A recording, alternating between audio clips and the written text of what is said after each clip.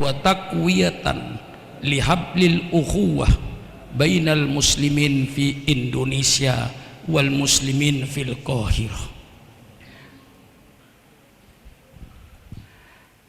Nahnu natasarraf bihudurikum ila hadal ma'had li rabtil ukhuwah al islamiyah bainana wa bainakum wa nuhitukum ilman annana nuqimu hadal ma'had sanata alfin wa tis'imi'atin wa khamsin wa sab'ina miladiyah.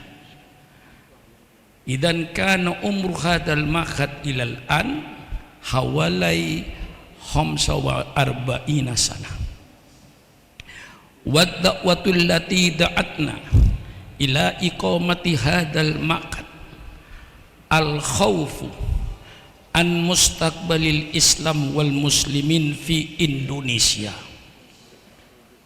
li'anna al mafahim al mudillah dakhalat ila Indonesia min dakhilil Islam aw min kharijihi wa min dakhilil Islam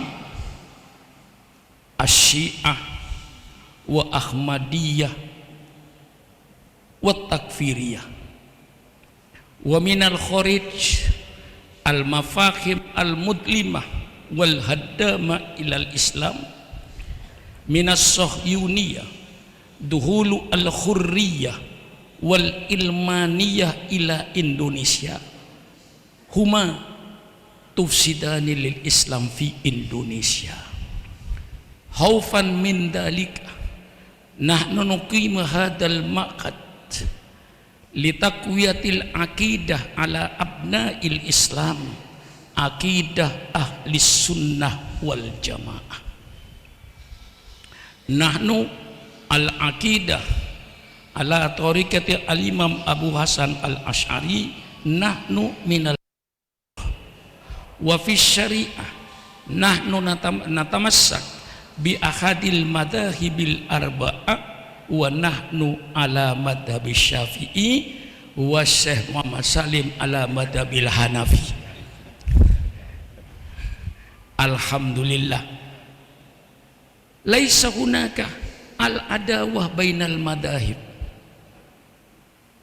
wal imam Syafi'i namudat hina ma zara ila Irak wa huwa yusalli salatas subhi wa huwa yaknut faqala tilmidu ya Syekh limada la taknut fi salati qala al imam Syafi'i ikraman bi sahibi hadal Allah subhanahu hada uswatun hasanah la natakalam fil khilaf madam khilaf fil furu'iyah laisal khilaf fil usuliyah wa amma al khilaf fi usuliyah tab'an laisa bainana wa banu ittifaq wa amma al khilafiyah al furu'iyah mimma la budda fil Islam mimma la budda fil Islam kama allamnakum fi sababi ikhtilafi ma fil furu' ahyanan al hadis wa sala ila hadal alim wa la yasil ila hadal alim huwa sabab ahyanan al alim hada yaqul hada sanaduhu sahih wa ba'dum yaqul hada sanadu dhaif fakhtalafal ulama wa kadzalika fi fahmil kalam al-lughah arabiyyah minha man laha ma'anid kalimatun wahidah maknahu itsnain maknaha itsnain itu kalimatu quru hada wa sababu ihtilafuna fil furu' la ba'sa bih nahnu nahtarim ara'u ba'duna bi ba'din li'anna al-khalat ikhtilafat fil furu'iyah walidzalika nahnu na'taqid anna al-lughatul arabiyyah hiya miftahun wahid likasfil ulumil islamiyah la yakunul mar'u aliman illa idza kana aliman bil lughatil arabiyyah wal bil lughatil arabiyyah kaifa yafham al-Qur'an wa kaifa yafham al-sunnah an-nabawiyah wa huma kana maktubaini billatil arabiyyatil fusha fa hiya fa ihya'ul lughatil fusha hiya huwa ihya'ul islam walidzalika nahnu nu'allim fi hadzal ma'ad ya Syekh Muhammad Salim al-lughatal arabiyyah al-fusha wa nahnu na'taqid anna al-lughatal arabiyyah laysat lughatan ajnabiyatan hiya lughatuna lughatul Qur'an wa lughatus sunnah walidaf'i al-mafahim al-mudillah wal mafahim haddamah lil Islam nahnu nuqim hadzal ma'had li ayyi syai'in lil adyal al mustaqbal fil Islam li hifdid din li hifdi ahli sunnah wal jamaah wa li hifdi syariatil islamiyyah as-sahihah nahnu nabni hadzal ma'had alhamdulillah wa hadi amamakum at-tullab fil faslin nihai fi hadzal ma'had wa insyaallah fima ba'du sayakunu intullabikum fil azhari syarif jasaduna ba'idun minal qahirah walakin qulubuhum wa qulubuna qaribun minal azhar wa kaina nuhibbul asfar wa kaifa ala hazal la yuhibbuna kullu haula yatakallam mata nahnu ilal azhar mata nahnu ilal azhar mata nahnu ilal azhar wa qulu talaba mu'allakatun bil azhar walidhalika narju min syadadikum bi ziyaratum al mubarakah narju an hasana al mihna al dirasiyah min al azhar akthar wa akthar walhamdulillah al an abna'na fil azhar insyaallah asharat nahnu nurid mi'at alaf nahnu nurid alaf ada haula yafhamuna kalam limada li'anna naj'al al-lughatal arabiyyah al-fusha hiya lughatun yaumiyatun indana ba'da nintaqala ila fasl awal yatakallam bil Indonesia fasl tsani fasl tsalits bil arabiyyah nahnu nu'allim fil fasl bil arabiyyah limada li'annana nas'ur al-lughatul arabiyyah hiya lughatul islam laysat lughatan ajnabiyatan indana lughatul islam walidzalika narju min syadatikum fi sanatil muqbilah la'alla tullab bi badal ma'ad qalu ilal azhar jami'an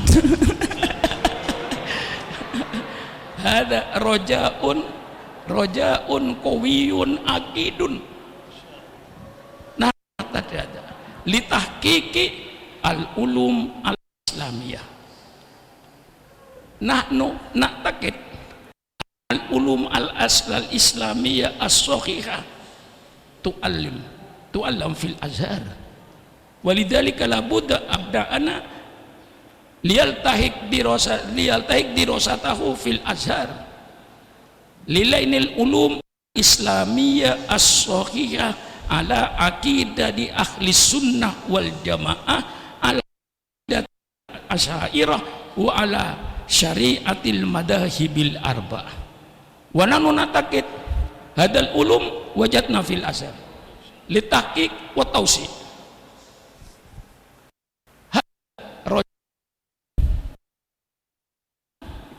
wa narju min syekh matal fihi asya'yu ila tulil al-idros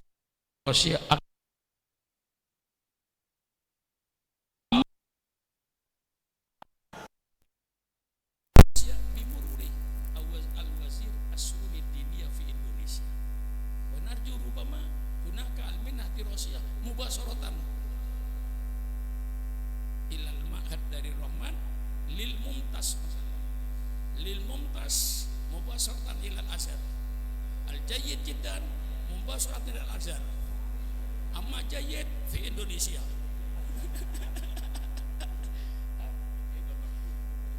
Al jayyid wal maqbul fi Indonesia mumtaz wa jayyid jiddan la budda ilal azhar. Wa kullul mumtaz minal mustahil azhar jami'an. Al mumtaz wa jayyid jiddan, al mumtaz wa jayyid jiddan taban runit al yaltahiq wa darsu ilal azhar. Hada manarju ya Syekh, asallahu ayyaqbala roja'ana wa ayyaqbala du'aana bi barakati ijtima fi hadal yaum. Hada ijtima al mubarak wa natullah ayyutila umru as-sayyid wa nafa'ana bi ulumihi fid darain. Wassalamu alaikum warahmatullahi wabarakatuh. Ashkuru fadilatal walid ala hadhil kalimatit tayyibah walati fiha husnat talab wa arju min siyadatikum husnal qabul. Wa qabla an nastami'a ila kalimati fadilati Syekh Muhammad Salim, astasmih min fadilatikum an atakallama bilughah al-Indonesia. Saya minta izin menggunakan bahasa Indonesia karena acara ini juga disiarkan secara langsung dari channel Darur Rahman, sehingga begitu banyak yang ikut menyaksikan dan juga membutuhkan tarjamah. Nanti beliau juga akan menyampaikan nasihat tausiah itu juga dengan bahasa Arab dan akan diterjemahkan oleh sahabat saya Dr. Ginanjar Sya'ban. Sebelumnya para pemirsa sekalian, beliau adalah Profesor Dr. Muhammad Salim Abu Asi. Beliau meraih gelar pendidikan secara keseluruhan di Universitas Al-Azhar Kairo, meraih gelar S1 di Fakultas Usuluddin itu pada tahun 1986, kemudian mendapatkan gelar Magister S2 juga di jurusan yang sama dan Universitas Al-Azhar Kairo itu pada tahun 1990, kemudian mendapatkan gelar doktor dari Fakultas Usuluddin Universitas Al-Azhar itu pada tahun 1993, kesemuanya dengan nilai mumtaz. Beliau berkarir cukup panjang di Universitas Al-Azhar, di antaranya beliau adalah dekan Sekolah Pasca Sarjana Universitas Al-Azhar Kairo pada tahun 2014 dan 2017. Beliau juga merupakan dosen tetap di Sekolah Pasca Sarjana, itu yang di sebelah kanan ya. Ini juga alumni Darur Rahman angkatan 18. Ini adalah Dr. Mustalfirin, mengambil S3 jurusan hadis di Fakultas Usuluddin Universitas Al-Azhar, dan mungkin dalam beberapa tahun lagi akan memperoleh gelar profesor dari Universitas UIN Syarif Hidayatullah di Jakarta. Beliau juga sering ke luar negeri menjadi dosen. Di sini yang tercatat ada di Qatar, ada di Oman, dan juga ada di beberapa negara Timur Tengah lainnya. Istimewanya, beliau ini adalah seorang dosen yang rajin menulis. Ada puluhan buku yang beliau tulis. Di sini diantaranya Al-Mustasfa fi Ulumil Quran, kemudian ada La Ya'tuna Bimithlihi, itu dirasatun fi I'jazil Quran, kemudian ada banyak lagi Al-Waraqat dan sebagainya. Nanti akan kita publikasikan di Darur Rahman Media CV beliau. Tentunya para pemirsa, sekarang kita akan mendengarkan apa yang akan disampaikan oleh beliau Profesor Dr. Muhammad Salim Abu Asi terkait penafsiran Al-Quran di era modern sekarang ini. Wal'an falyatafaddal fadilat Syekh Al-Ustadz Ad-Doktor Muhammad Salim Abu Asi biilqai al-muhadarah al-ammah biunwan kaifa nafhamu al-Qur'ana fi waqi'ina al-mu'asir. Falyatafaddal mashkuran.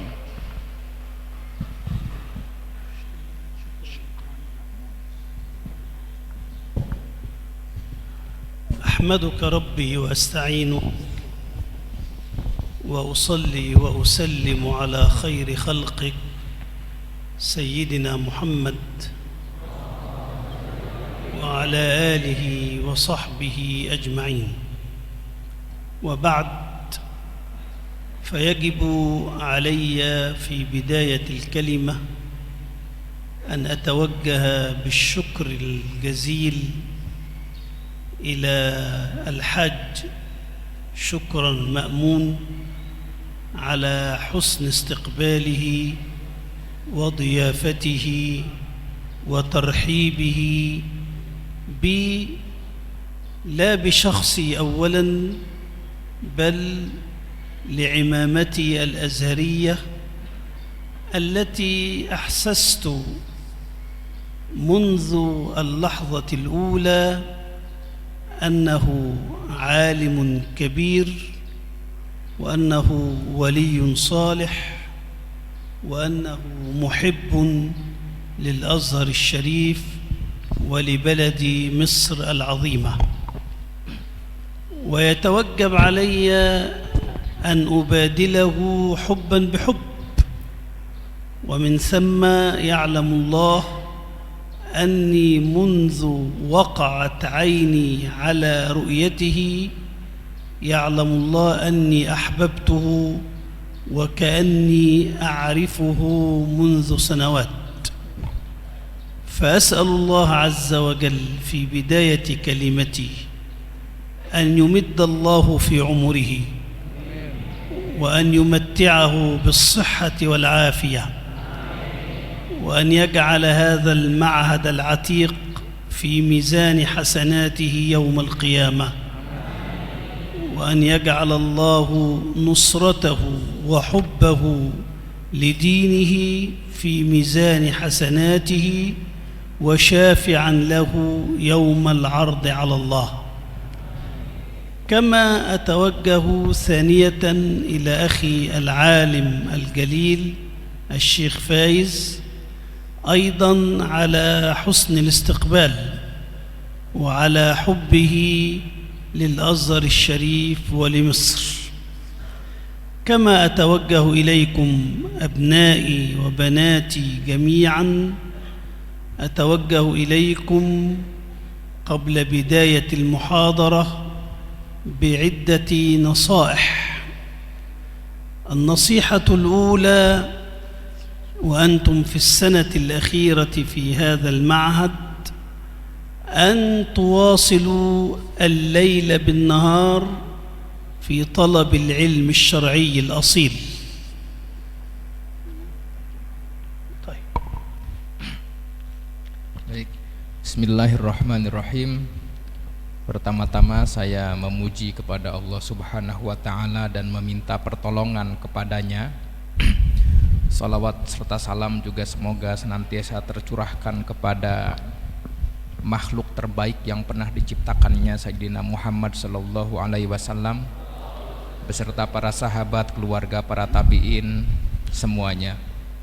Kemudian setelah daripada itu, pertama-tama sepertinya menjadi sebuah kewajiban yang harus saya lakukan dalam permulaan ungkapan kata yang akan saya ucapkan ini adalah saya haturkan terima kasih yang sangat luhur dan sangat banyak kepada Al-Mukarram Kiai Haji Syukron Ma'mun, seorang ulama besar, atas sambutannya yang sangat hangat, atas pertemuannya yang sangat ramah, dan juga atas sambutannya yang sangat mulia ini. Sambutan terima kasih ini bukan semata-mata berasal dari diri pribadi saya saja, tetapi juga ucapan terima kasih ini atas nama institusi Al-Azhar dan juga Imamah Al-Azhar yang saya sandang, yang sejak ratusan tahun yang lalu telah berdiri. Sejak pertama kali saya melihat sosok Ki Haji Sukron Ma'mun, saya langsung mendapatkan kesan dan kesimpulan bahwasannya Pak Kiai ini adalah seorang alim yang besar dan juga seorang wali yang sangat soleh. Dan juga Pak Kiai ini saya dapatkan kesan sangat mencintai para ulama, sangat mencintai Al-Azhar, dan juga sangat mencintai Mesir. Di sini saya ingin mengungkapkan rasa cinta saya dan hormat saya kepada Pak Kiai, karena sekali lagi ketika pertama kali saya mendengarkan tutur kata dari beliau, saya langsung berkesimpulan seolah-olah saya ini telah mengenal beliau bukan pada hari ini, tetapi sejak beberapa tahun yang lamanya, seolah-olah sudah ada hubungan ikatan batin antara saya dengan Pak Kiai di sini. Saya berdoa mudah-mudahan Allah senantiasa memanjangkan umur Pak Kiai. Allah juga memberikan karunia dan anugerah Pak Kiai dengan sehat dan afiat, menjadikan pesantren ini sebagai ladang amal beliau yang tidak pernah putus, dan juga menjadikan segala upaya beliau dalam mengajar, dalam berkhidmah kepada agama ini, dalam upaya membela agama ini, itu menjadi timbangan amal kebaikan beliau di hari kelak, dan juga menjadi amal yang memberikan syafaat beliau di hari nanti. Demikian halnya juga saya mengucapkan terima kasih kepada kolega dan juga saudara saya Pak Kiai Muhammad Faiz Sukron Ma'mun, juga atas sambutan baiknya dan juga keramahannya. Dan juga beliau merupakan salah satu kader terbaik dari Al-Azhar, dan ini terbukti beliau menunjukkan rasa hormatnya dan juga rasa cintanya kepada Al-Azhar dan Mesir. Selain itu saya juga memberikan sambutan kepada para siswa, para santri santriwati di sini, khususnya para peserta di kuliah umum ini dari kelas akhir, dan saya ingin memberikan nasihat kepada kalian membuka kuliah umum ini dengan 3 buah nasihat. Yang pertama adalah kalian hendaknya para pelajar di kelas akhir ini adalah terus menerus belajar siang dan malam, tidak pernah putus. Jadikanlah siang dan malam kalian ini kegiatannya adalah untuk tolabul ilmi. فنصيحتي إليكم أبنائي وبناتي أن تتحصنوا بالعلم، فالعلم هو العاصم لكم بفضل الله من الزيغ ومن الانحراف الفكري، وأن تقفوا بالمرصاد يدا واحدة في هذا البلد الطيب في إندونيسيا بشعبها الطيب، وأسأل الله أن يحفظ هذا البلد وأن يحفظ أهله. أن تقفوا بالمرصاد ضد الفكر التكفيري وضد الفكر المنحرف الذي يحاول دائما أن يكفر المسلمين وأن يشق عصاهم وأن يفرق كلمتهم.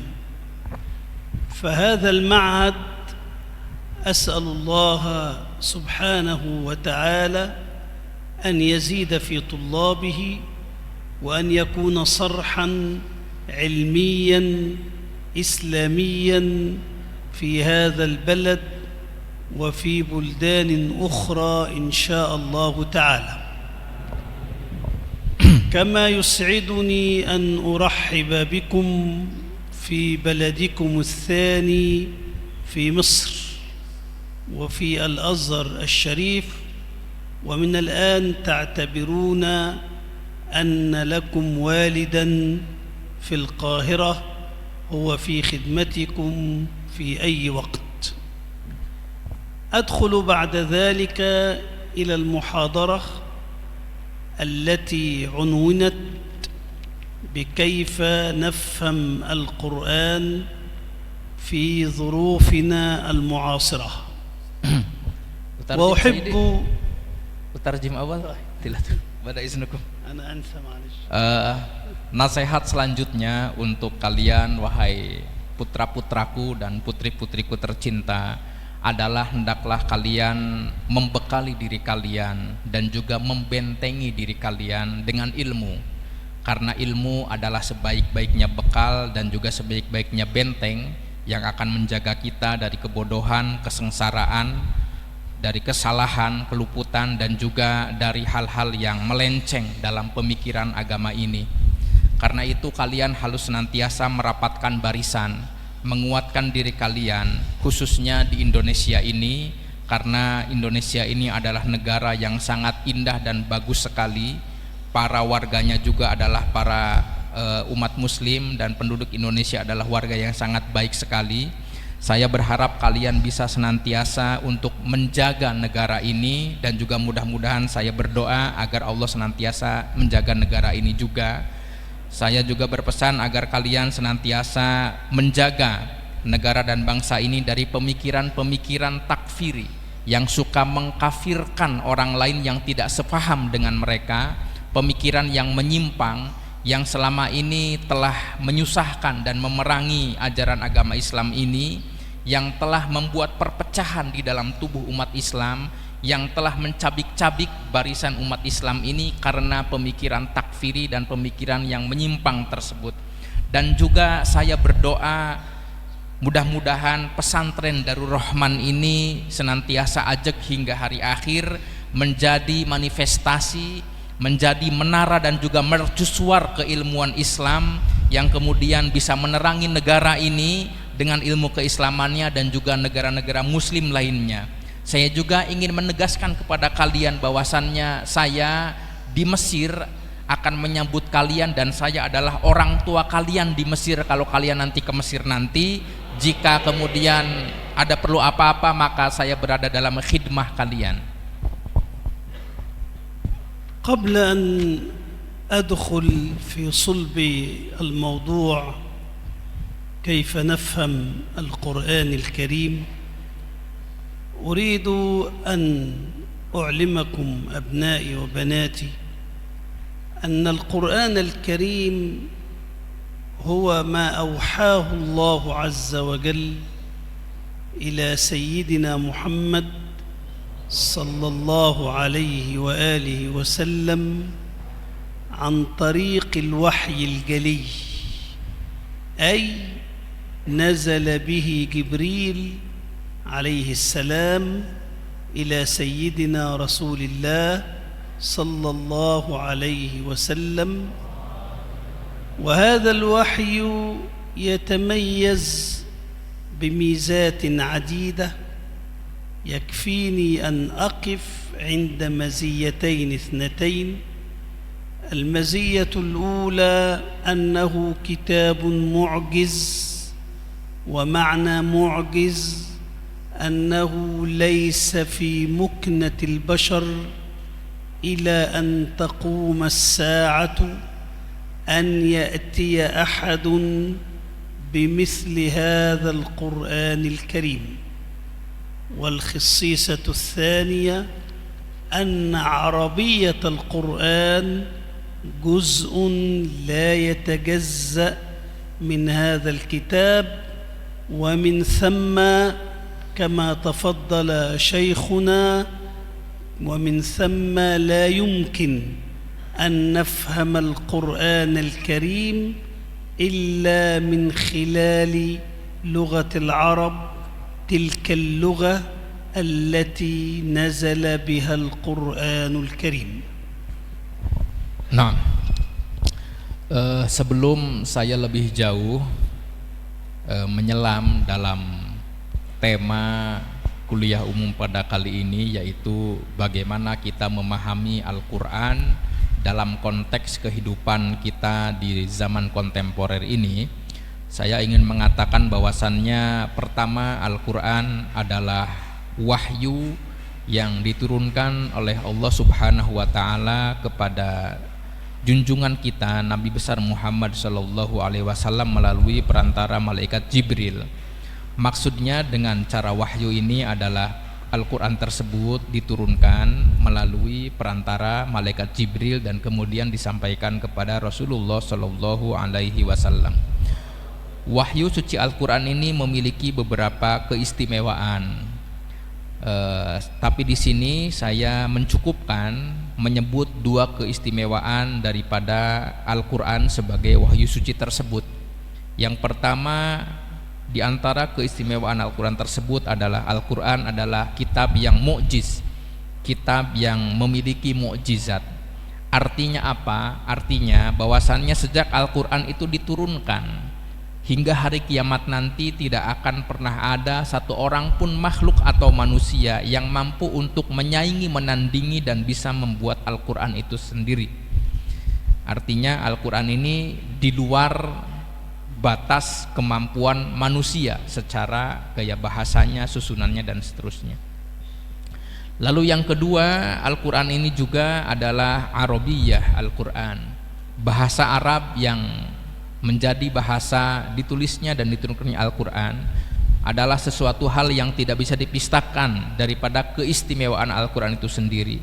Hal ini sebagaimana diungkapkan oleh Pak Kiai dalam sambutannya tadi, bahwasannya kita tidak akan mungkin rasanya untuk memahami Al-Quran kecuali kalau kita memahami seluk-beluk bahasa Arab sendiri secara lebih mendalam.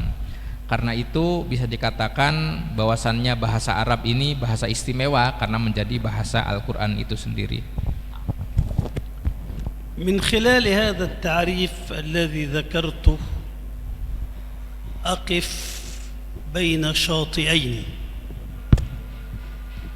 وللأسف الشديد الشاطئان منحرفان عن فهم القرآن الكريم.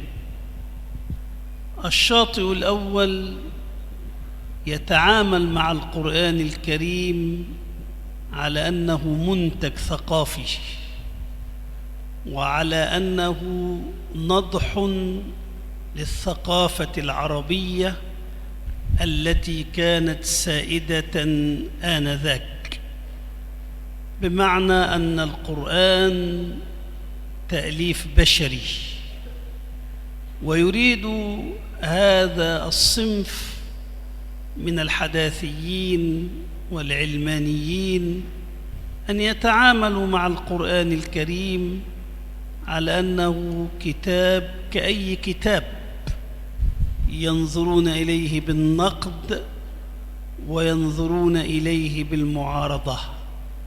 لكن عندما ندقق بأنه وحي منزل من عند الله فلا مكان لأن يتلاعب به المتلاعبون وأن يجعلونه منتجا ثقافيا أنتجته الثقافة العربية التي كانت موجودة آنذاك.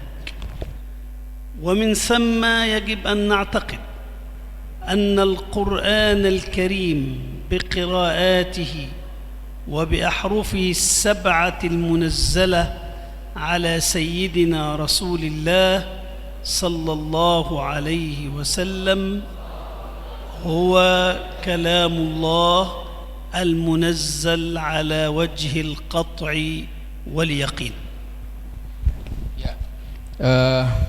Dari pengertian dan juga keistimewaan yang sebelumnya saya ungkapkan tentang Al-Quran sebagai wahyu suci yang diturunkan kepada Nabi Muhammad SAW, saya ingin menyoroti adanya dua kelompok yang memandang Al-Quran ini bukan sebagai wahyu.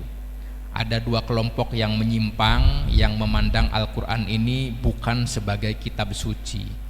Yang pertama, ada kelompok yang memandang Al-Quran ini sebagai muntaj sakofi atau produk budaya, dan Quran ini erat kaitannya dengan budaya Arab yang diturunkan untuk zaman Arab, bangsa Arab ketika masa Quran itu diturunkan pada zaman Nabi Muhammad itu hidup. Artinya apa? Artinya Quran, produk budaya ini adalah karangan manusia, bukan sebagai wahyu dari Allah itu sendiri. Karena itu golongan pertama ini mereka memandang dan juga berinteraksi dengan Al-Quran ini seakan-akan Al-Quran ini adalah buku sebagaimana buku karya sastra yang lain, yang bisa untuk dikritik, bisa untuk disanggah, bisa untuk didekonstruksi dan lain sebagainya. Nah, di sini kita seharusnya memandang Al-Quran itu sebagai wahyu yang diturunkan dari Allah kepada Nabi Muhammad. Kalau kita memposisikan Al-Quran itu adalah wahyu, maka tidak ada tempat untuk meragukannya, untuk mengkritiknya, untuk mengobrak-abrik dan mendekonstruksinya, apalagi memandangnya sebagai produk budaya. Jika kita memandang bahwasannya Quran itu wahyu, kita akan menemukan kalau Quran ini dengan berbagai macam qiraat dan ahrufnya yang sab'ah, yang 7 ini adalah wahyu yang diturunkan kepada Rasulullah SAW yang terbebas dari beberapa hal-hal yang terbuka untuk dikritik tadi. فالقرآن كتاب منزل من عند الله وليس نصا شكله الواقع كما يقولون. وهذا الفريق من الناس يحاول أيضا أن يقضي على اللغة العربية، لأن اللغة العربية هي مفتاح فهم القرآن الكريم. والإمام الشاطبي يقول صاحب الموافقات: كلما ازداد الرجل باعا في اللغة ازداد باعه في الشريعة، كلما قل باعه في اللغة قل باعه في الشريعة. يعني كلما قويت لغتك العربية، كلما قويت ملكتك العربية، قوي فهمك لكتاب الله وقوي فهمك لسنة سيدنا رسول الله صلى الله عليه وآله وسلم. كلما ضعفت ملكتك العربية ضعف فهمك للقرآن الكريم وللسنة وللشريعة. ومن هنا حاول هؤلاء أن يقضوا على اللغة العربية لأنها كما ذكرت هي مفتاح فهم القرآن الكريم. Nah, jadi kita ingin menegaskan bahwasannya Al-Quran itu adalah kitab suci yang diturunkan dari Allah Subhanahu wa Ta'ala kepada Nabi Muhammad SAW. Artinya Al-Quran adalah kalamullah, kitabullah al-munazzal, dan bukan teks ataupun kitab yang dibuat oleh manusia atau yang dibentuk oleh kondisi budaya tertentu sebagaimana dikatakan oleh mereka. Dan pendapat mereka ini sesungguhnya punya implikasi dan dampak yang cukup berbahaya, yaitu ingin bagaimana memusnahkan dan juga menghapus akan bahasa Arab itu sendiri. Kenapa? Karena sebagaimana dikatakan di awal, bahasa Arab ini adalah kunci utama untuk bagaimana kita memahami Al-Quran Al-Karim itu sendiri. Al-Imam Asy-Syatibi dalam Al-Muwafaqatnya mengatakan bahwasannya kullama izdada ba'un fi al-lugha izdada ba'un fi asy-syari'ah. Setiap kali pemahaman dan juga pengetahuan kita dalam bahasa Arab ini bertambah, maka akan bertambah pula lah pengetahuan dan juga pemahaman kita dalam ajaran agama Islam ini. Maksud dari perkataan Imam Syatibi di sini adalah semakin kuat dan semakin mendalam pengetahuan dan pemahaman kita akan bahasa Arab, maka akan semakin kuat dan juga akan semakin kuat pemahaman dan juga pengetahuan kita terhadap sumber-sumber syariat ajaran agama Islam itu sendiri, yaitu Al-Quran dan juga As-Sunnah. Sebaliknya, semakin lemah kemampuan kita dalam bahasa Arab, maka semakin lemah pula pemahaman kita dan pengetahuan kita terhadap sumber-sumber ajaran agama kita. Karena itu beberapa pihak yang tadi disebutkan berupaya untuk bagaimana melemahkan ajaran agama Islam ini dengan tidak menganggap adanya nilai penting daripada bahasa Arab itu sendiri.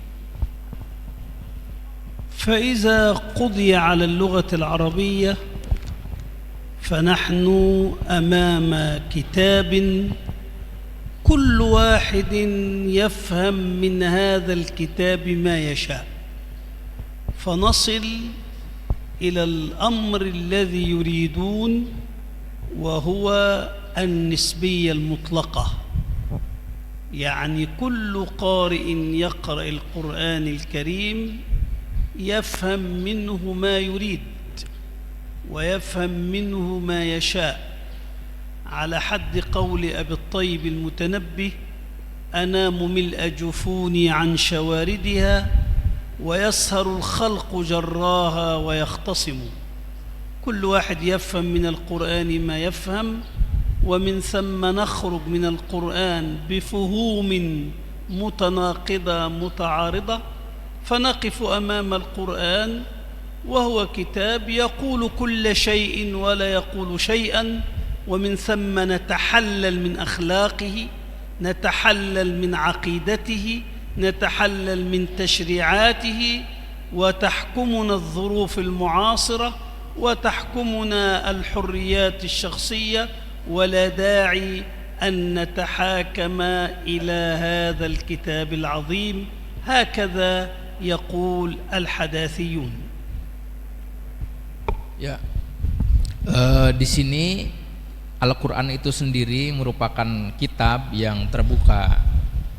Jadi menurut mereka Al-Quran itu adalah kita di hadapan Quran itu setiap orang bisa memahami sesuai dengan kehendaknya sendiri, mau memahami A, mau memahami B, mau memahami Z dan seterusnya. Karena di sini Al-Quran dalam pemahaman mereka ini adalah yang nisbi, yang relatif dan bisa dipahami apa saja. Karena itu Abu Thayyib Al-Mutanabbi, salah seorang penyair, mengatakan yang kurang lebih artinya setiap orang itu bisa memahami sesuai dengan apa yang ia pikirkan dan ia pahami itu sendiri. Karena itu dalam Al-Quran seharusnya kita adalah bagaimana mampu memahami dengan baik tentang pesan moral Al-Quran, akhlak Al-Quran itu seperti apa. Kita mampu untuk memahami akidah yang benar dalam Al-Quran itu seperti apa, dan kita juga bisa memahami ajaran syariat yang dituangkan dalam Al-Quran itu seperti apa. Jika kita sudah bisa memahami tentang isi kandungan Al-Quran dengan pemahaman yang baik dalam syariatnya, dalam akidahnya, dalam akhlaknya, fala da'iya, maka tidak ada alasan, tidak ada jalan bagi kita linuhakima lihadzal kitab al-muqaddas, untuk kita mampu mengkritik dan juga menghakimi terhadap keberadaan atau eksistensi kitab yang suci ini. لا أريد أن أقف طويلا عند هذا الشاطئ لأكشف فلسفته وأغراضه، إنما ذكرت ما يتسع له الوقت. فإذا ما انتقلنا إلى شاطئ آخر وجدنا فرقا تنتسب إلى الإسلام، فرقا تكفيرية، فرقا منحرفة إرهابية إذا شئت، تريد أن تفهم أيضا القرآن بفكرها هي، تستنطق القرآن بما تريد، ولا تترك القرآن الكريم ينطق هو بما يريد. فتجد أن هؤلاء يريدون القضاء على العالم كله وكأننا نعيش وحدنا على وجه الأرض، يريدون إكراه الناس على الدين، فتأتيهم بآية محكمة في القرآن الكريم في سورة البقرة، يقول الله عز وجل: لا إكراه في الدين قد تبين الرشد من الغي.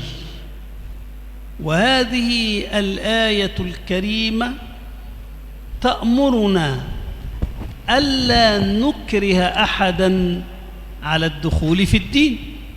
فإذا ما واجهت الطوائف التكفيرية بهذه الآية الكريمة فيقولون لك بفقه منحرف: هذه الآية منسوخة. والإمام الشافعي رضي الله عنه وأرضاه ذكر في كتابه الرسالة بأن الأحكام المعللة بعلة فإنها لا تقبل النسخ، وهنا لا إكراه في الدين هذا حكم، وعلته قد تبين الرشد من الغي. بما أن هذا الحكم قد علل بعلة، إذن هذا الحكم لا يقبل النسخ. وكذلك وقاتلوا في سبيل الله الذين يقاتلونكم ولا تعتدوا، أيضا هذا حكم محكم لا يقبل النسخ. فلا إكراه على الدين في شريعتنا الإسلامية.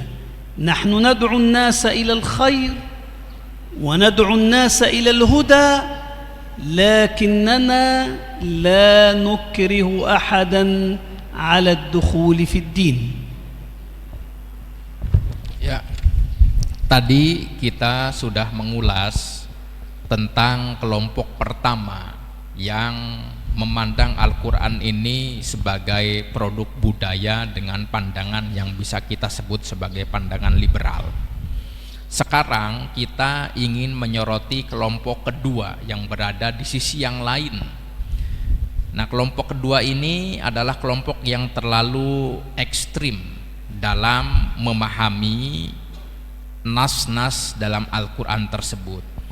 Kelompok ini adalah kelompok takfiriyah, kelompok yang sering mengkafirkan pihak lain yang tidak sekelompok dengan mereka, dan tentu saja mereka ini adalah kelompok yang menyimpang, dan bahkan kelompok ini tidak segan-segan untuk melakukan tindakan-tindakan yang disebut dengan irhabiyah atau terorisme. Di sini mereka, kelompok ini adalah ingin memahami Al-Quran hanya sesuai dengan pemikiran mereka saja. Mereka ingin membaca Al-Quran dengan apa yang mereka kehendaki, bukan dengan yang Al-Quran itu kehendaki sendiri. Contohnya adalah bagaimana mereka menebar kebencian dan paksaan dalam beragama ini. Mereka tidak segan-segan akan membenci dan juga memaksa kelompok lain yang tidak sesuai dengan pemikiran mereka. Padahal dalam Al-Quran sudah dijelaskan adanya ayat la ikraha fiddin, tidak ada paksaan, tidak ada kebencian dalam agama ini. Dan ayat ini adalah ayat yang statusnya muhkam dalam Al-Quran. Tetapi ini sepertinya tidak berlaku bagi mereka, dan seolah-olah mereka ini menasakh atau menghapus status keberadaan ayat tersebut. Padahal Al-Imam Asy-Syafi'i dalam kitabnya Ar-Risalah dalam usul fikih dikatakan bahwasannya hukum yang lahir karena ilat itu maka tidak menerima adanya nasakh atau penghapusan. Karena itu ayat yang la ikraha fiddin itu ilatnya adalah qad tabayyana rusydu minal dan seterusnya. Dan demikian juga mereka misalkan memahami ayat waqatilu fi sabilillahi ila akhirih, dan bunuhlah, perangilah orang-orang dalam ajaran Allah, itu tidak sesuai dengan konteksnya. Di sini padahal jelas bahwasannya Islam itu tidak ada paksaan, tidak ada kebencian dalam agama, dalam syariat, dan dalam ajaran Islam ini. Kita semua umat Islam diajarkan dalam syariat Rasulullah ini untuk mengajak mendakwahkan orang kepada Islam ini dengan kebaikan, dengan petunjuk. Tetapi kita tidak boleh untuk membenci, tidak boleh untuk memaksa seorang manapun untuk ikut serta ke dalam ajaran agama kita dengan cara paksaan dan juga dengan kebencian. وأيضا لا أريد أن أقف طويلا مع هذا الفريق لأبين انحرافه عن أصول التفسير وعن قضية فهم النسخ في القرآن الكريم. سئل الشيخ محمد عبده عن خير تفسير للقرآن الكريم فقال هو الزمن، يعني القرآن كتاب نحن نوقن بأنه كتاب صالح لكل زمان ومكان، أنزله ربنا سبحانه وتعالى من أجل مصلحة الناس. فالدين جاء لإسعاد الإنسان في حياته الدنيا وفي حياته الآخرة.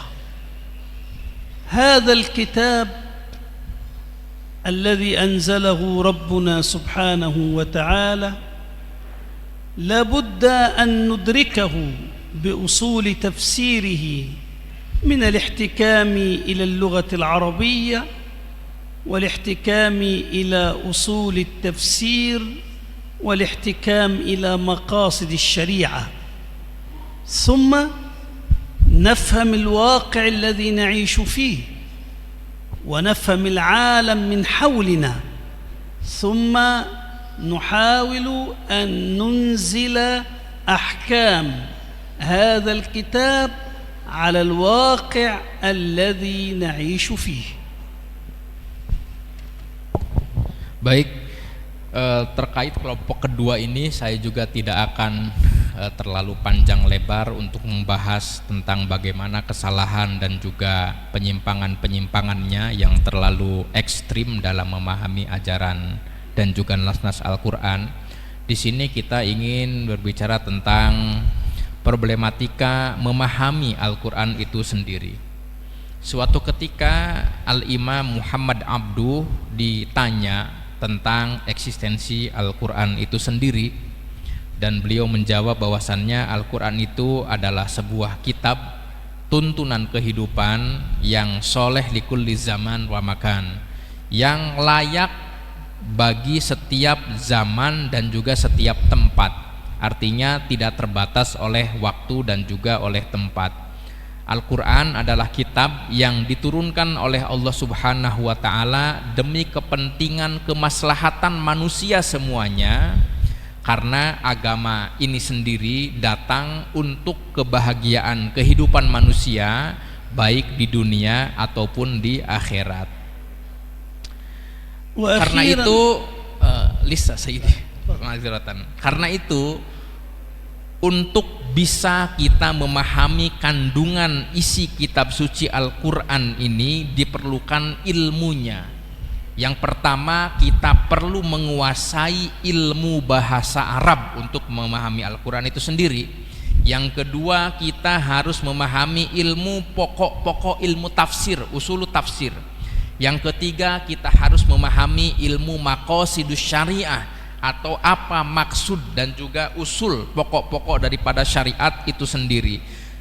Setelah itu kita diharuskan untuk bisa memahami bagaimana konteks kehidupan yang kita sedang jalani itu sendiri, dan juga kita dituntut untuk memahami tentang bagaimana situasi dunia yang ada di sekitaran kita atau situasi kehidupan yang ada di sekitaran kita. Ketika tiga hal itu sudah diintegrasikan, bagaimana memahami teks Al-Quran dengan tiga ilmu tadi, bahasa Arab, pokok-pokok tafsir dan juga pokok-pokok syariat, kemudian memahami realita kehidupan, memahami kondisi di sekitar kita dengan baik, baru kemudian kita bisa untuk mengijtihadi hukum sebuah permasalahan yang kita sarikan dari Al-Quran itu sendiri. Wa la uridu an util, إنما أختم بنموذج في فهم القرآن في وقتنا المعاصر. نقف مع سورة من سور القرآن الكريم.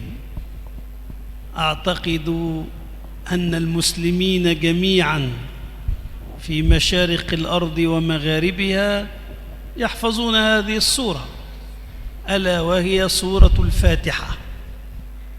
سورة الفاتحة فاتحة الكتاب توجهك من أول الأمر إلى أن تتجه إلى الله رب العالمين أجمعين، ومن ثم فنحن أيها البشر نعيش في هذا العالم مع عوالم أخرى، منها ما نعلم ومنها ما لا نعلم، إلا أننا نوقن أننا نعيش مع البشر على اختلاف ألسنتهم وألوانهم، ومن ثم فنحن مدعوون إلى أن نتعرف على هذا العالم، إلى أن نتعرف على رفقاء الطريق، إلى أن نتعرف على من يشاركوننا في الإنسانية ويشاركوننا في البشرية، لأن الله أخبرنا أنه رب العالمين، رب الناس كلهم.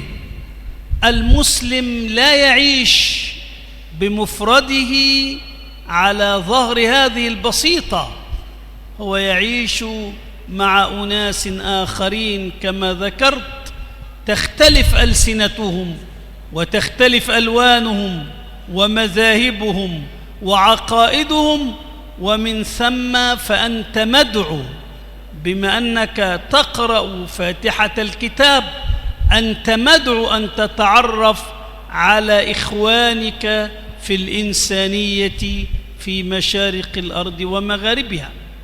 والله يقول لنا في القرآن الكريم: يا أيها الناس إنا خلقناكم من ذكر وأنثى وجعلناكم شعوبا وقبائل. هل قال القرآن ليقتل بعضكم بعضا، ليذبح بعضكم بعضا كما تدعي الفرق المنحرفة الإرهابية؟ إنما الله يقول: خلقناكم من ذكر وأنثى وجعلناكم شعوبا وقبائل. ما الغاية يا رب؟ قال: لتعارفوا، ليعرف بعضكم بعضا، ليتعايش بعضكم مع بعض. Ya.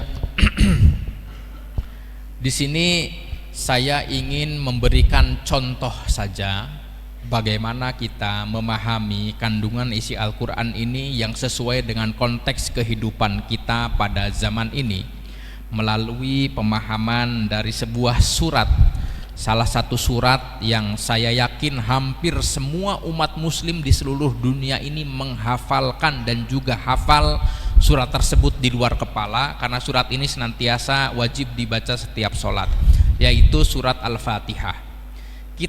Jika kita memahami dan juga merenungi kandungan isi surat Al-Fatihah ini sebagai pembuka daripada kitab suci Al-Quran itu sendiri, maka seakan-akan surat Fatihah ini sedang menuntun kita pada sejak awal mula sekali ini untuk bagaimana kita bisa bersatu, memahami dekat dengan Allah Rabbul Alamin, Allah yang menjadi Tuhan semesta alam. Kemudian seakan-akan surat Al-Fatihah ini sedang berbicara kepada kita bahwasannya kita, wahai umat manusia ini, hidup di alam semesta ini bukan hanya seorang saja, tetapi kita hidup ini dengan entitas-entitas pihak-pihak yang lain, baik pihak yang kita kenal ataupun pihak yang tidak kita kenali.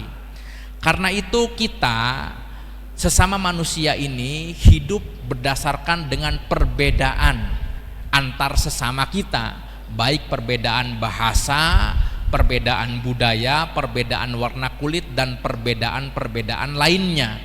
Untuk apa hal ini kemudian terjadi? Dan Allah memerintahkan kemudian agar kemudian antar satu sama lain ini saling mengenal,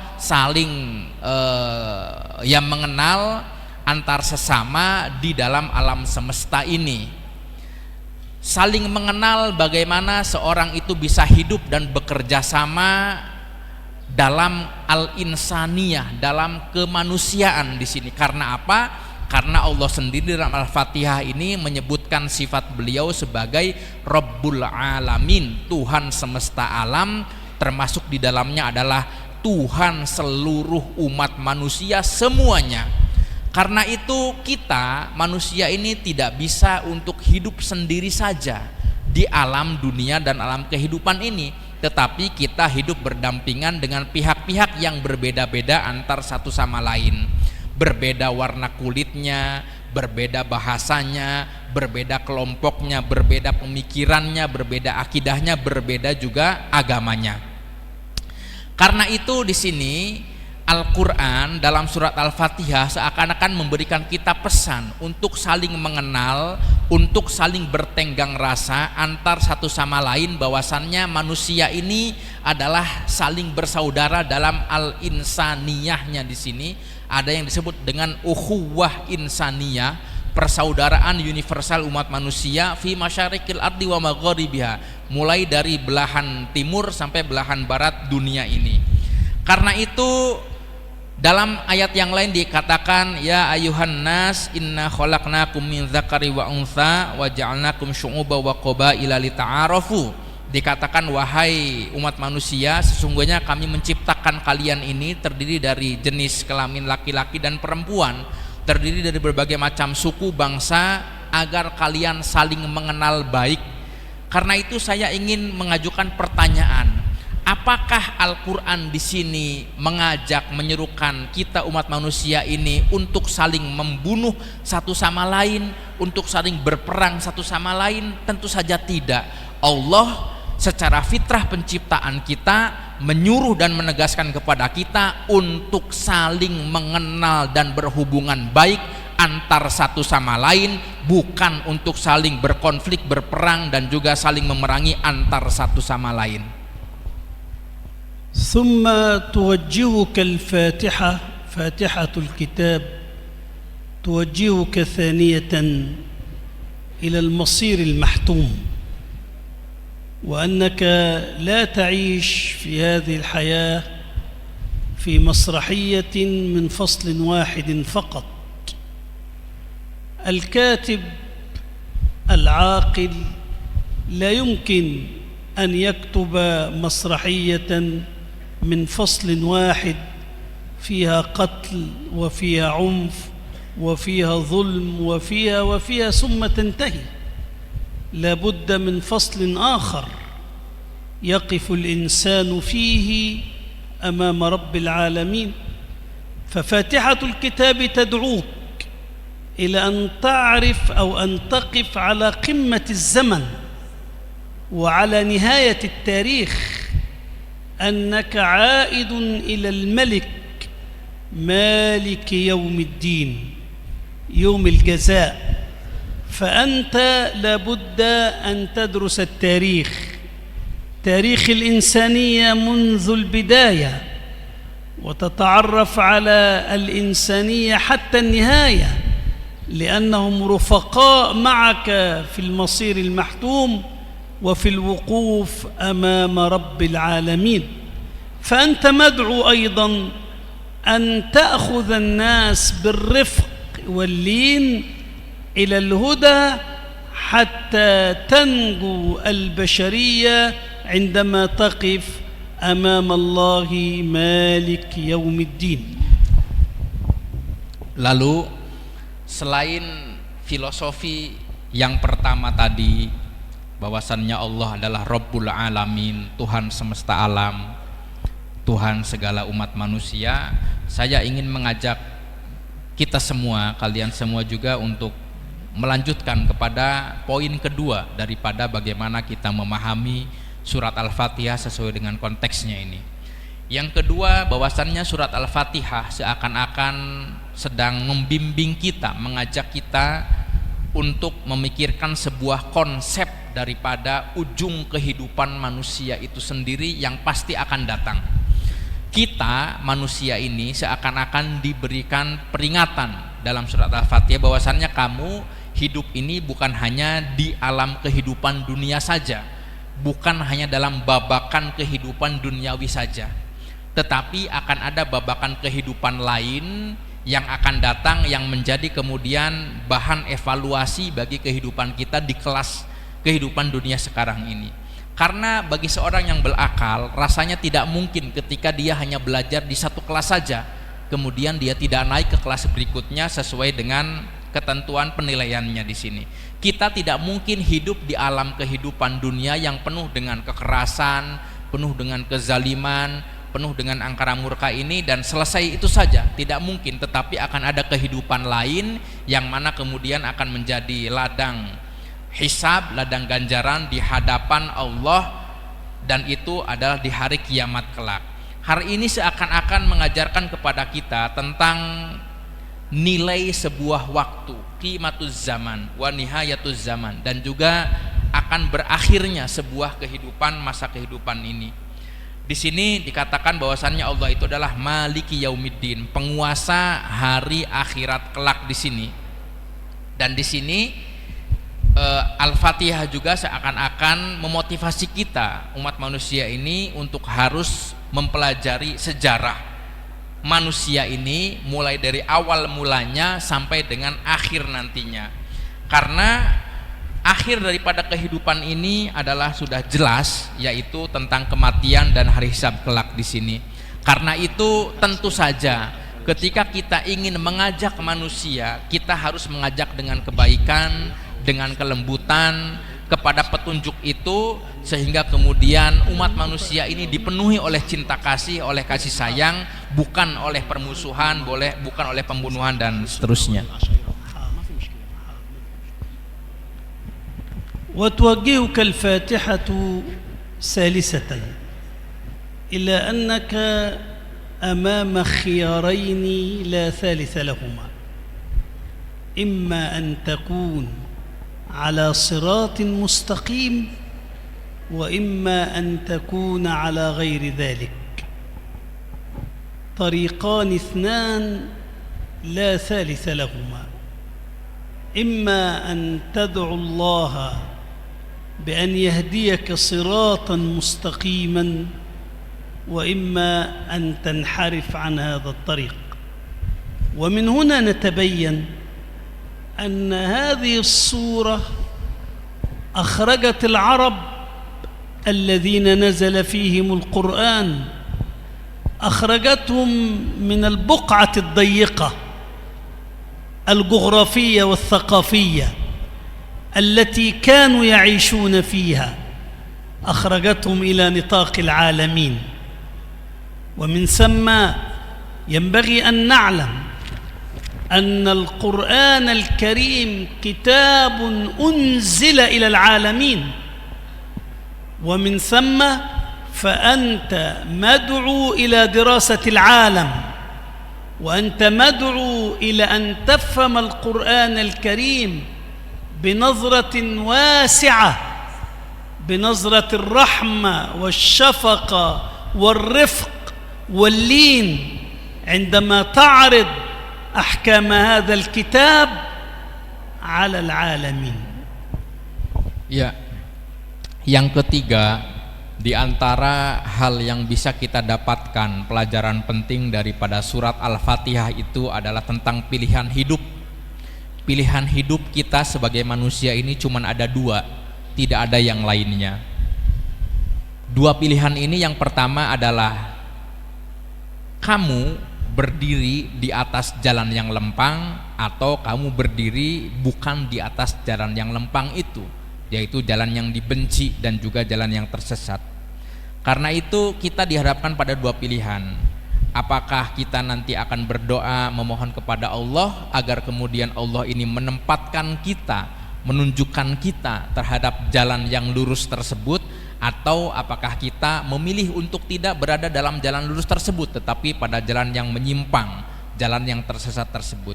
Dari sini kemudian menjadi jelas bahwasannya surat Al-Fatihah ini telah menjadikan bangsa Arab itu dan juga bahasa Arab bukan menjadi bangsa dan bahasa yang sempit lagi, tetapi menjadi bangsa dan bahasa yang sifatnya itu universal.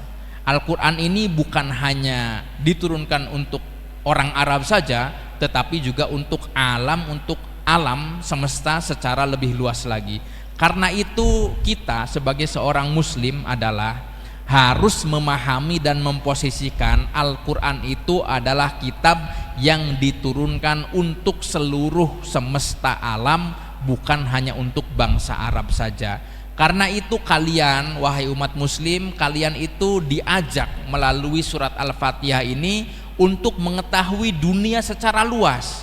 Kita ini dituntut, dimotivasi, diajak, dianjurkan oleh Al-Quran, oleh surat Al-Fatihah ini untuk mampu memiliki pandangan yang luas terhadap dunia ini, pandangan yang dipenuhi oleh rahmat kasih sayang, oleh cinta kasih, oleh kelembutan, oleh rasa kasih sayang tersebut ketika kita berupaya untuk memahami hukum-hukum dalam Al-Quran, dan ketika kita ingin menyampaikan pesan-pesan Al-Quran tersebut kepada orang selain kita dan juga kepada alam semesta ini.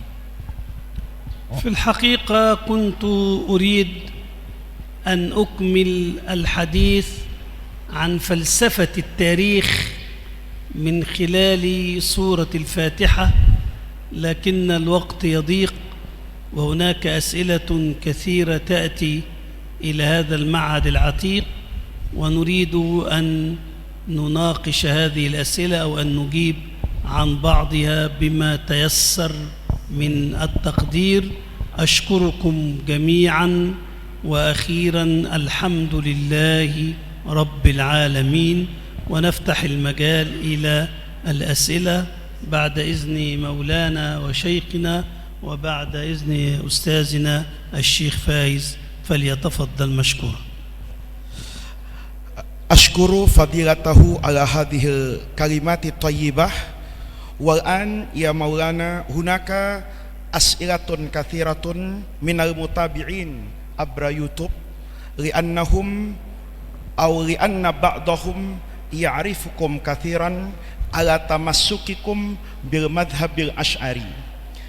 Sebelum nanti yang hadir di sini boleh bertanya, saya ingin menyampaikan beberapa pertanyaan yang masuk ke WhatsApp saya dari para penonton di luar pondok ini yang mengikuti acara ini dari channel Darul Rahman Media. As-su'alul awal ya Maulana, ma mauqifukum minat tafsir ilmi lianna hunaka haqa'iq ilmiyah wasalat ilaihil basyariyatul yaum, wa ba'da iktisyaf hadhil haqa'iq ba'duhum yarawna anna hadhil haqa'iq mawjudatun fil Qur'ani al-Karim ma anna al-haqa'iq al-ilmiyah qad tatawwar wal ayatu bidawabitiha la tatawwar, fama mauqifukum an hadha. Ini pertanyaan dari salah seorang pemirsa yang menyampaikan kepada saya, apa pandangan Syekh terkait dengan tafsir ilmi yang sekarang berkembang ketika ada orang menemukan dalam banyak ranah fisika, kimia, biologi dan sebagainya, kemudian dicocokkan dengan apa yang ada di dalam Al-Quran, sementara ayat Al-Quran itu kan tafsirannya tidak boleh terlalu jauh keluar, sementara penemuan ilmiah itu bisa jadi berkembang. Hari ini benar secara ilmiah, kemudian boleh jadi berkembang di masa yang akan datang. Tentu kalau sudah kita tafsirkan bahwa ini sesuai dengan Al-Quran, kemudian dalam ranah ilmiahnya berubah, kan ini memberikan dampak negatif kepada Al-Quran. Fa narju ijabatakum ya Maulana Syekh. بإيجاز شديد هنا 3 نقاط. النقطة الأولى: القرآن الكريم في الأصل كتاب هداية وليس كتاب علم. يعني القرآن ليس كتاب كيمياء ولا فيزياء ولا أحياء ولا إلى أي شيء، إنما الأمر كما يقول الشيخ الزرقاني في مناهل العرفان: القرآن يشير إلى العلم إشارات من بعيد، إذ العلم لا يعرف الكلمة الأخيرة. النقطة الثانية: فرق كبير بين الحقيقة العلمية وبين النظرية العلمية. النظرية العلمية ظنية تتغير وتتقلب عبر الزمان والمكان، أما الحقيقة العلمية القطعية فهذه لا يمكن أن تعارض القرآن الكريم. فنحن نقبل تفسير آيات القرآن على وفق الحقائق العلمية لا على النظريات العلمية. الأمر الثالث أو النقطة الثالثة: يشترط لكي نقبل التفسير العلمي للقرآن ألا يخرج عن أوضاع اللغة، يعني لغة القرآن تتحمل في دلالة ألفاظها معاني هذا التفسير، وكذلك أصول الشريعة. أما تفسير علمي يخرج عن دلالات اللغة لا تتحمله اللغة العربية ولا تتحمله الأصول الشرعية، فهذا أيضا أمر مرفوض، هذا بإيجاز شديد. Menjawab atas pertanyaan tadi tentang adanya tafsir saintik terhadap Al-Quran yang belakangan ini dilakukan oleh beberapa pihak ilmuwan, saya ingin memberikan 3 catatan poin penting di sini. Poin pertama adalah Al-Quran pada hakikatnya adalah kitab petunjuk dan bukan kitab sains. Al-Quran adalah kitab cahaya petunjuk, hidayah, bukan kitab tentang fisika, bukan kitab tentang biologi, bukan kitab tentang kimia, bukan kitab tentang matematika dan seterusnya. Tetapi Al-Quran ini adalah kitab petunjuk. Karena itu dikatakan oleh Al-Imam Az-Zarqani dalam kitabnya Manahilul Irfan bahwasannya Al-Quran itu adalah kitab yang mencakup semua hal.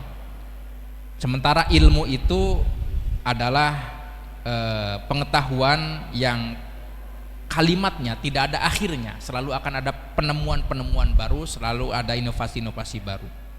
Yang kedua adalah ada perbedaan besar antara haqaiq ilmiah dan juga nazariyat ilmiah, antara fakta sains, fakta ilmiah dan juga dengan teori ilmiah. Ini harus dibedakan. Kalau teori ilmiah sifatnya nisbi, sifatnya itu relatif dan akan selalu berkembang. Adapun fakta ilmiah, hakikat kebenaran keilmuan itu sifatnya adalah qat'i, sudah pasti. Karena itu haqaiq ilmiah, kebenaran ilmiah ini pasti tidak akan pernah bertentangan dengan ajaran dan juga kandungan Al-Quran itu tersendiri. Dan tafsir Al-Quran dalam hal yang ilmiah itu tentu harus bertepatan, harus cocok dengan haqaiq atau hakikat kebenaran ilmiah itu sendiri, bukan menyesuaikan dengan teori keilmuan tertentu yang sifatnya itu adalah relatif. Poin ketiga di sini adalah yang penting, disyaratkan tafsir saintik Al-Quran ini tidak boleh keluar dari pakem unsur kebahasaan, petunjuk-petunjuk kebahasaan semantik Al-Quran itu sendiri, dan juga tidak boleh keluar dari pokok-pokok ajaran syariat itu sendiri. Jika ada tafsir sains yang kemudian bertentangan dan sudah keluar dengan pokok-pokok kebahasaan Al-Quran tersebut, bahasa Arab, dan juga keluar dari pokok-pokok ajaran syariat, maka kita tentu saja tidak akan menerima keberadaan tafsir tersebut.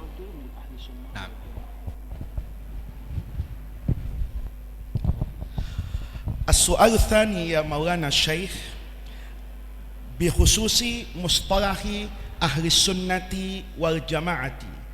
هذا المصطلح يدعي انتماءه كثير من الناس على اختلاف مناهجهم وطرقهم في فهم هذا المصطلح، وأرجو كما يقول السائل لو تكرمتم بالبيان المختصر كيف يصبح الرجل من أهل السنة والجماعة في العقيدة. Ini ada pertanyaan bahwa pengertian Ahlus Sunnah wal Jamaah itu seringkali diperebutkan oleh semua orang. Hampir semua muslim itu mengaku sebagai Ahlus Sunnah wal Jamaah. Maka saya meminta kepada Fadilatul Syekh untuk menjelaskan apa kriterianya seseorang itu bisa dikatakan muslim bermadhab Ahlus Sunnah wal Jamaah. Tafadhal. لي كتابان، كتاب ابن تيمية ونقدات في العقيدة، وكتاب أشعري أنا.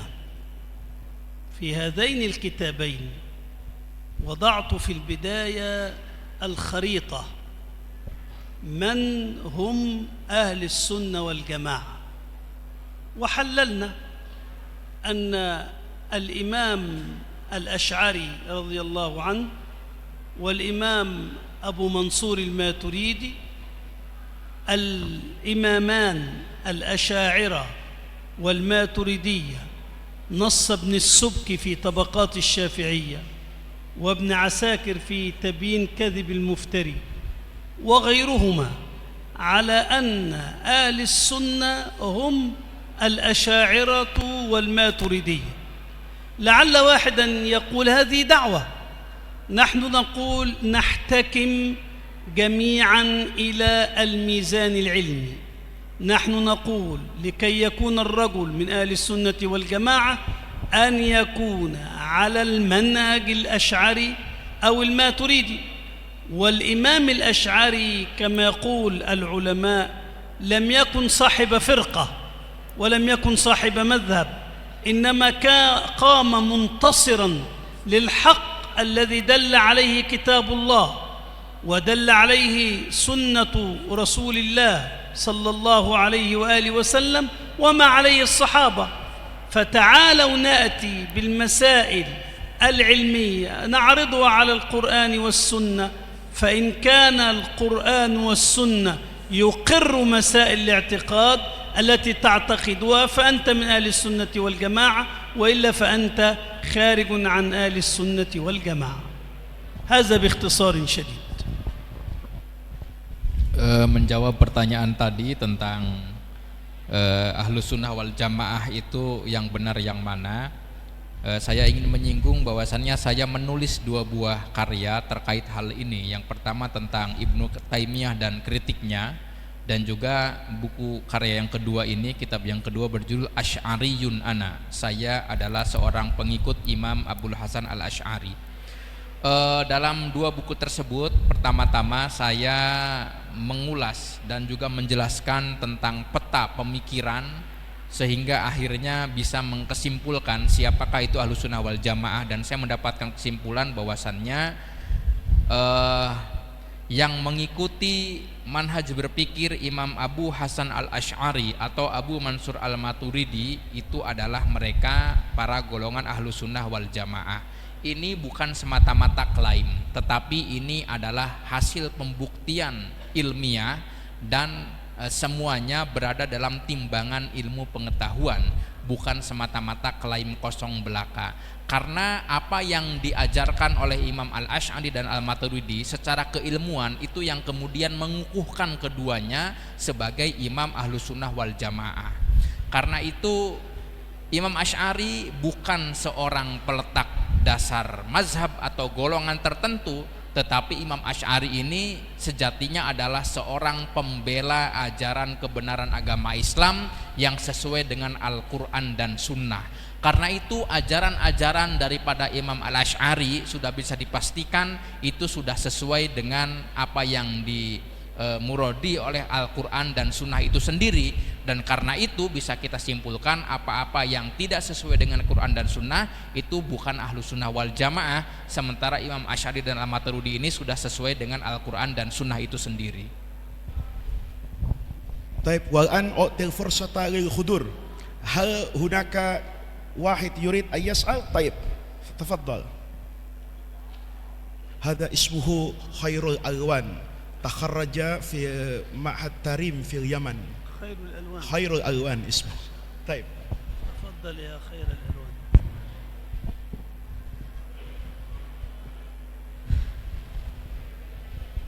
Assalamualaikum warahmatullahi wabarakatuh. Fadilatul Syekh Muhammad Salim fi inayatillah wa jami'ul masyayikh wal asatidah.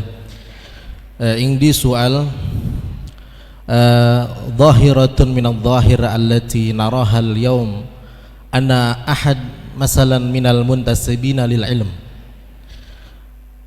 yakni yufassir al-ayah al-Qur'aniyah biduni ad-dawabit wa usul tafsir.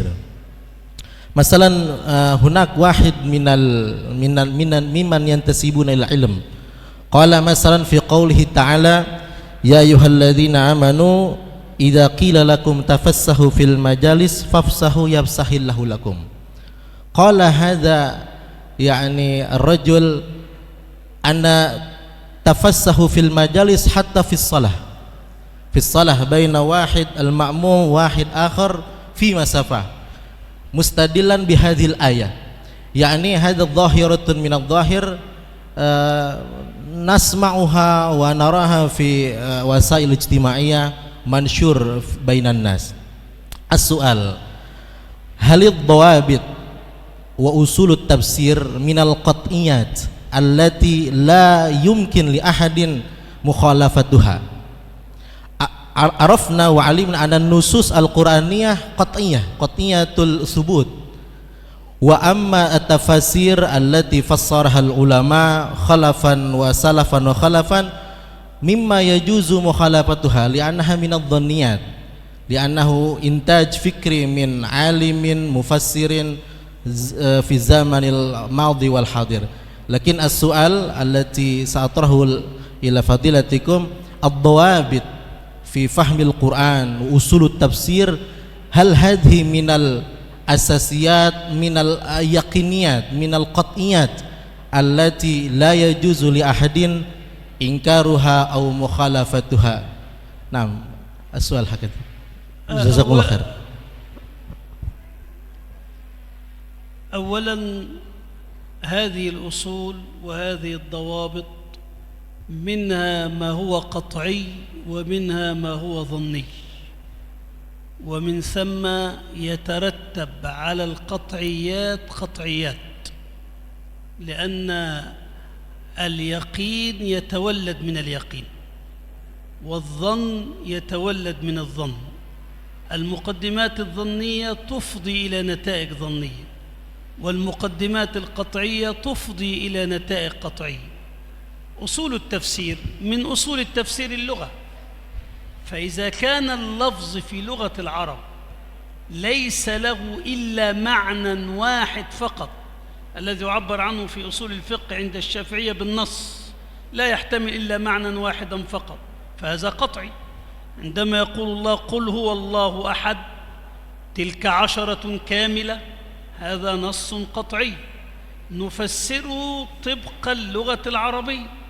اللفظ في اللغة العربية اللفظ الحقيقي، ولذلك الأحناف يقولون دلالة الألفاظ على معانيها قطعية، والرازي يقول دلالة الألفاظ على معانيها قطعية بالقرائن. المهم حتى لا نتشتت، من هذه الأصول ما هو قطعي، ومن ثم ما نفسره بناء على هذه الأصول القطعية يكون قطعيا، ومن هذه الأصول ما هو ظني يقبل الاختلاف، ومن ثم فالنتائج المترتبة من التفسير على هذه الأصول تكون ظنية تقبل الرأي والرأي الآخر.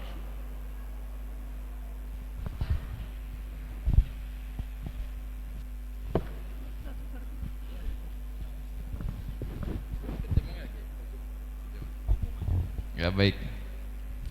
Jadi Ustadz Pak Kiai Khairul Alwan ini berkata bahwasannya ada fenomena belakangan ini orang yang dianggap orang alim gitu menafsirkan Al-Quran tanpa berpegang teguh terhadap aturan-aturan dan juga pokok-pokok penafsiran Al-Quran. Contohnya adalah ketika orang ini menafsirkan Al-Quran dari ayat tafassahu fi al-majalis, ya, hendaklah kalian meluaskan duduk kalian dalam majelis ini. Itu ditafsirkan juga bahwasannya harus kita renggangkan juga dalam sholat barisannya di sini, sehingga ada pihak-pihak yang ketika sholat itu jaraknya itu renggang gitu ya, tidak berdekatan. Nah, pertanyaan dari Pak Kiai Khairul Alwan di sini adalah apakah dawabit, pokok-pokok dan juga usul tafsir, kaidah-kaidah tafsir ini termasuk hal yang qat'i atau dzanni? Di sini dijawab oleh Syekh.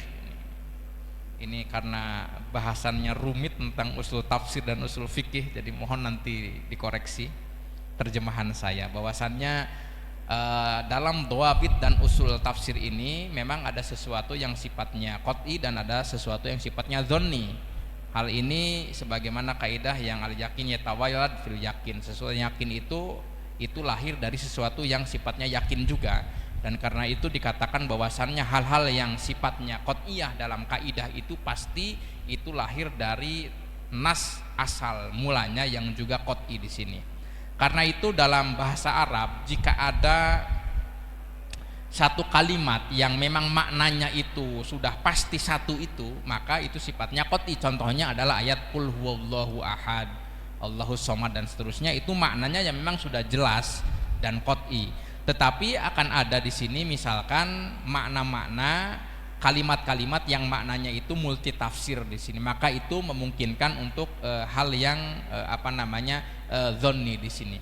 Tetapi di sini saya pikir agar kita juga tidak terjerembab kepada ekstrim kanan atau ekstrim kiri, maka hendaklah kita dalam menafsirkan ayat Quran tersebut harus berpegangan termasuk adalah qat'i dan juga dzanni ini terhadap ilmu daripada usul pokok-pokok kaidah penafsiran Al-Quran itu sendiri, tidak kemudian menafsirkan itu dengan sesuka hati dan hawa nafsu kita itu sendiri. Wallahu a'lam bishawab.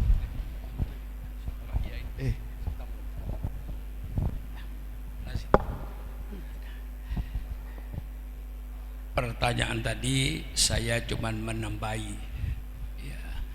Min surutil mufassir man yakunu mufassiran awalan ayyakuna aliman bil lughatil arabiyyah wa ma yata'allaqu biha min darsin nahwi was sarfi wal balaghah wal mantiq wa ya'rif al kalimatul arabiyyah al haqiqah indal arab awalan. Atsani al mufassir ayyakuna muhitan bil Qur'an min suratil Fatihah ila suratin Nas li alla yufassir al Qur'an yukhalifu al ayah, la tufassir al Qur'an al ayah tukhalifu al ayah. Walidhalika al mufassir yajib ayyakuna muhitan bil ayatil qur'aniyah wa illa fala.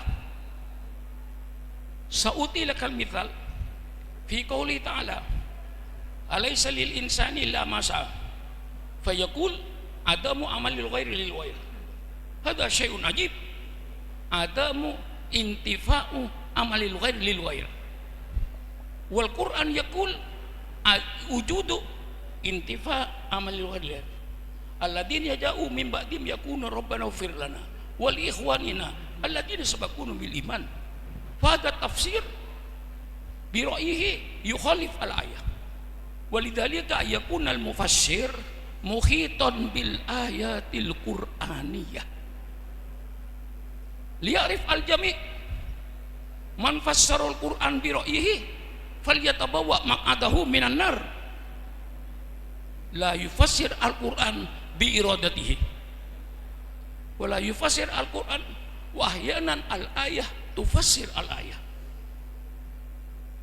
Walidhalika al mufassir ayakuna muhitan bi jami' ayatil qur'an bi alla yufassir al qur'an wa kana tafsiruhu yukhalif al ayah. Al-thalith al-mufassir ayyakuna muhitan bil ahadits as-sahihah wala siyama al-mutawatir.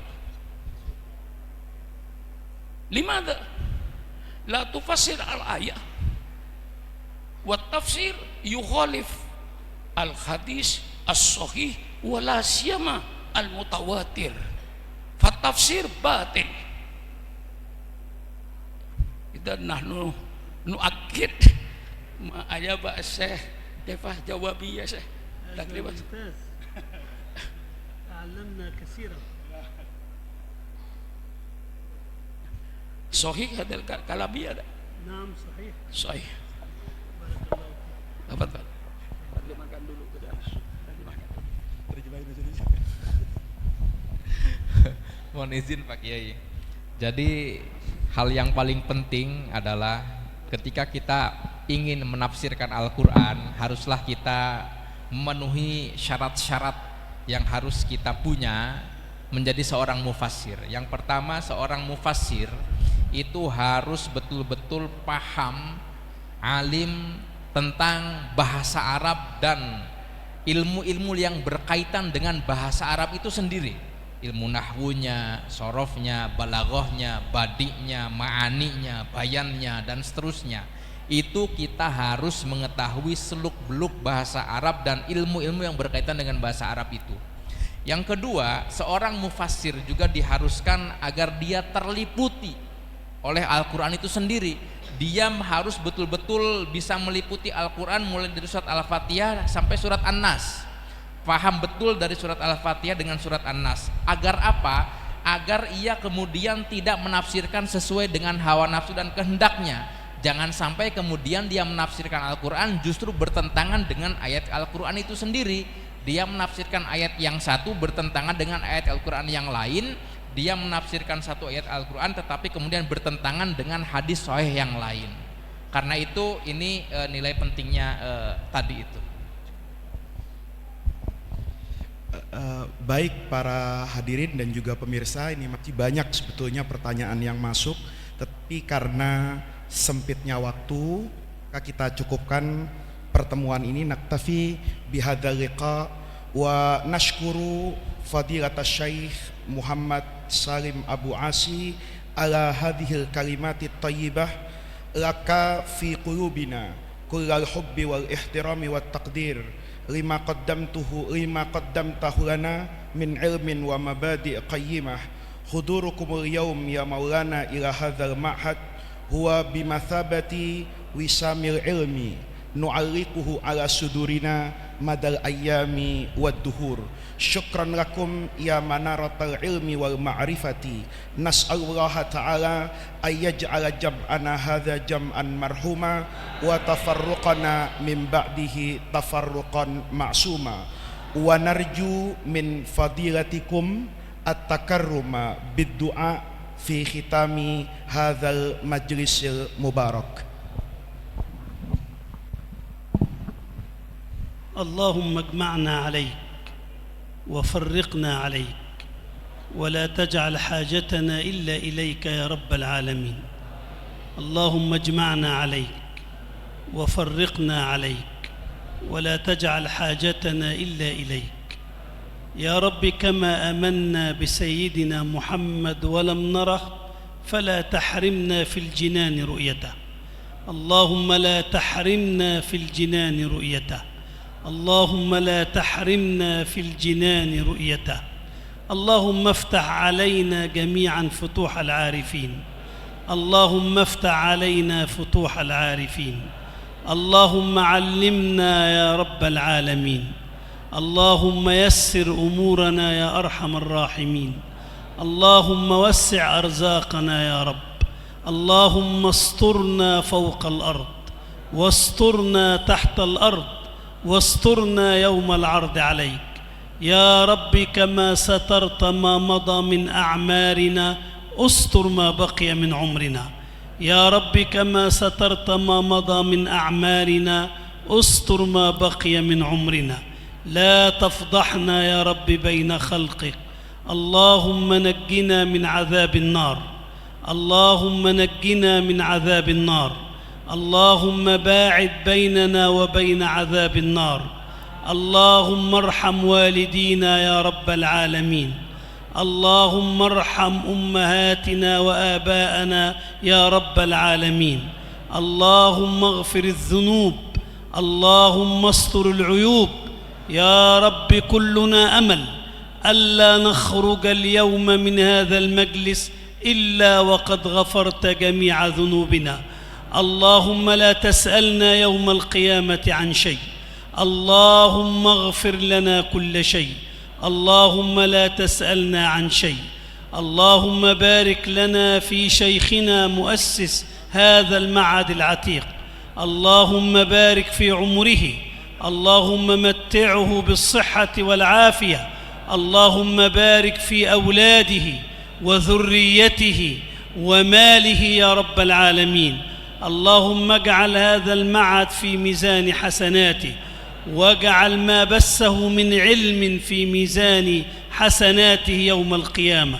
اللهم شفع فيه وفينا سيدنا محمد صلى الله عليه وسلم.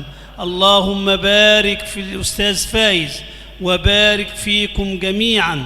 ولا أنسى أن أذكر تلميذي الوفي الشيخ صافي قدوسي نور الله الهدى، الذي كان سببا جعله الله عز وجل أن آتي إلى هذه البلاد الطيبة. وأشكركم جميعا، وآخر دعوانا أن الحمد لله رب العالمين. Baik, terima kasih. Saya mohon kepada para santri kelas 6 ini untuk tidak berjabat tangan dengan beliau. Cukup berjabat tangan dalam doa tadi, membiarkan beliau dengan Pak Kiai untuk kembali ke rumah. Terima kasih. Assalamualaikum warahmatullahi wabarakatuh.